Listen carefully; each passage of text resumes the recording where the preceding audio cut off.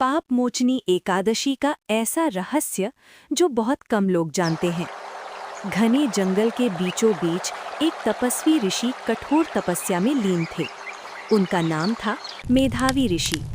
वो इतने तेजस्वी थे कि देवता भी उनकी तपस्या से प्रभावित थे।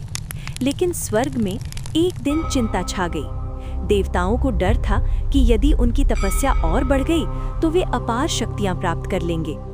तब स्वर्ग से एक अप्सरा को भेजा गया। उसका नाम था मंजू घोषा। वो मधुर वीणा बजाती हुई जंगल में पहुंची। उसकी आवाज इतनी मोहक थी कि धीरे धीरे ऋषि की तपस्या भंग हो गई। ऋषि उसकी सुंदरता में ऐसे मोहित हुए कि उन्हें समय का पता ही नहीं चला। एक दिन नहीं, एक महीना नहीं, बल्कि कई वर्ष बीत गए। जब एक दिन ऋषि को अपनी गलती का एहसास हुआ तो वे क्रोध से भर उठे।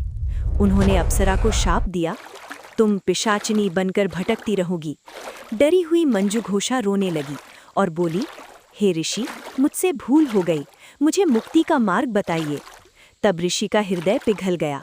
उन्होंने कहा, चैत्र कृष्ण पक्ष की पाप मोचनी एकादशी का व्रत करो। ये व्रत सारे पापों को नष्ट कर देता है। मंजू घोषा ने पूरी श्रद्धा से पाप मोचनी एकादशी का व्रत किया। जैसे ही व्रत पूरा हुआ, उसका पिशाच रूप समाप्त हो गया और वो फिर से दिव्य अप्सरा बन गई। धर्म ग्रंथों के अनुसार पद्म पुराण में बताया गया है कि ये एकादशी ऐसे पापों को भी नष्ट कर देती है जो अनजाने में हो जाते हैं।